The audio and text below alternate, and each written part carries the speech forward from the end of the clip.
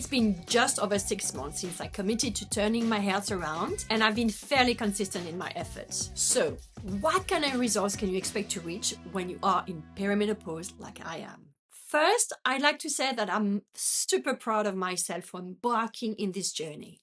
I have just one regret. I didn't do the before photo. Not sure why. I was certainly too shy, and I also think I wasn't sure I would be able to do it. For reference, I have this picture from September last year, but when I started, I was 3 kilos heavier. And here are my results. In 6 months, I have lost a grand total of 11.7 kilograms or 25.8 pounds or 1.84 stones. I've been sharing my journey on YouTube almost every week since February, being as transparent as possible. I needed some accountability, and YouTube was amazing for that. I also shared my journey because I was hoping to inspire at least one viewer to make changes to their diet and lifestyle. I hope it worked. If it did, please let me know. In this video, I'm going to start with a quick recap of what I did during these 6 months and how it went. I will then continue with my wins and my challenges, and finally my plan for the next 6 months. Because I've made progress, but I'm still not there yet. I've added chapters to this video so that you can go straight to the part that you need should you wish to. First, a quick recap. January to February. In January, I decided to go full carnivore. It's a diet that I had been researching and experimenting for years. I've always felt incredible on it, so that's why I decided to choose it. As you can imagine, this isn't the easiest lifestyle to start with, but I was committed and it worked. I lost 4 kilograms in less than 3 weeks, and I was over the moon. At the end of January, my uncle passed away and I lost control of things for the rest of January and at times in February. Realizing that I needed more structure, I decided to embark on the 75 Hard. The 75 Hard, for those who may not know what it is a challenge set up by entrepreneur Andy Frisella to do 5 things every single day for 75 days. Pick a diet and stick to it. No cheat meal or no alcohol. Drink 1 gallon of water, which is about 3.8 liters. Do 2 workouts of 45 minutes each. One must be outside. Take progress pictures and read 10 pages of a non-fiction book in a book.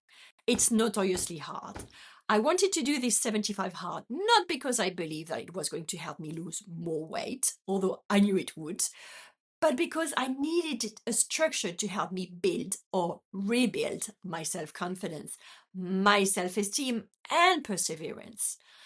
I wasn't clear enough on my previous videos why I was doing the 75 Hard and how it's related to my health transformation, so I hope it makes sense now. I started the 75 Hard at the end of February and only lasted for 28 days. I failed this first time because I forgot to take a progress picture. This was a sign confirming that I needed self-care. March to May. I worked hard at completing the 75 Hard, restarted many times, but ultimately my best score was 53 days, which is such a big success in itself. I failed for many reasons, mainly because I forgot to take the progress picture, but also because it was Easter and the call for chocolate was way too strong. My last time I was on holiday abroad and I just couldn't accommodate things. I was gutted, obviously, but so proud at the same time because I knew that day that if I don't go away for 75 days, or at least not for more than a weekend, I will be able to do it. I was impressed how I was able to push myself so hard, not listening to people around me saying that it was silly, that I didn't need to do that to lose weight, and much more. If they are right to some extent, nobody knew the real reasons, so I kept going. Which takes us to June. June has been a real struggle. I have tried many times to get back on the 75 Hard because I wanted to be able to say that I had achieved it before my birthday in September, but it just didn't happen. I did reach my lowest weight though at under 80 kilos, a real milestone. My biggest lesson: if you don't plan your food, if you don't track your macro, it is much harder to get results. You leave it to chance. A big reason why I haven't lost more weight is not because I had off days, but because I didn't eat enough. It took me a while to understand this because I was doing intuitive eating, which had its place and helped me overcome cravings. But eventually it backfired as I was ready to move to the next step and focus on the weight loss. This can be summarized by the quote, random actions, random results. My actions seemed not random, but in the end, I could have done so much better. So they were. My wins. Many wins over these last 6 months. I have lost over 11 kilograms. I drink a lot more water. Now I can easily drink 3 liters of water every single day, which means that I'm a lot more hydrated than ever. I eat a carnivore diet, which means that I eat sufficient proteins and amino acids to protect my bones and my muscles. I exercise daily and do long walk outside. I went to the gym daily, Monday to Friday in March, April, and May, and grew my strength back. I took up running again, and I'm able to run for about 3 kilometers. I am more confident. I am back to cooking and baking and enjoying it.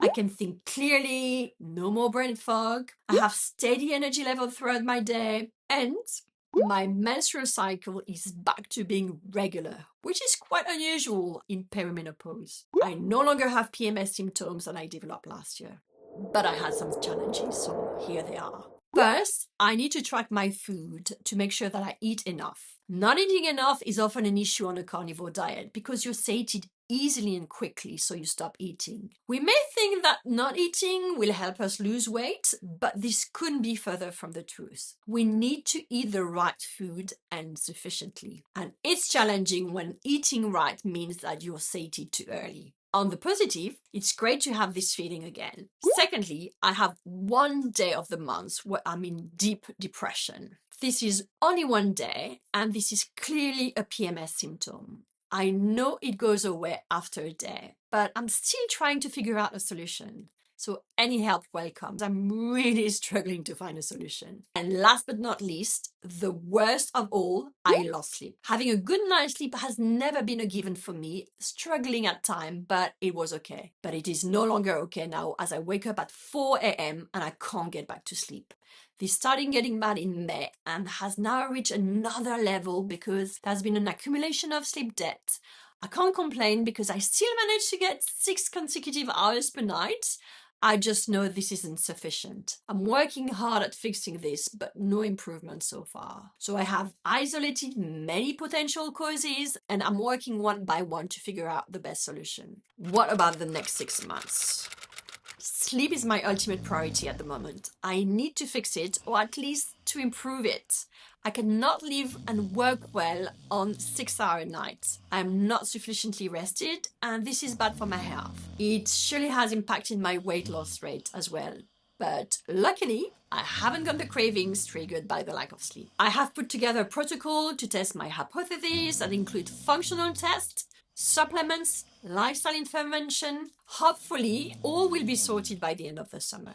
On the 75 hard, I'm pausing it until the sleep situation is sorted. Then I'll get back on it. And I'm really looking forward to take this on my bucket list. Going forward, I'm not going to give a weekly update of my weight loss journey. I'll share it on a monthly basis instead. I also share how I'm sorting my sleep issue. In conclusion, if you wonder if it's possible to lose weight in perimenopause, it is totally possible. I won't lie, it's hard, it's slow, but it is totally possible. Could I have lost more weight? Possibly. Could I have transformed my body more? Possibly. Could I have gained more muscle? Possibly. Could I have run faster? Possibly. But this wasn't what I wanted to achieve though. I wanted to get back on track, rebuilding myself and my health in a healthy way with a structure. It worked. I'm not where I want to be, but I'm on my way there. I also realized that I have some kind of addiction to carbs, and it's best for me to stay clear of them as much as possible. As I can't moderate them, I need to abstain. I don't know what the second half of the year will bring. All I can say is that I have the confidence and experience for the first 6 months that I can do it, and I know how to do it. That was me. So what are your goals for the second part of the year?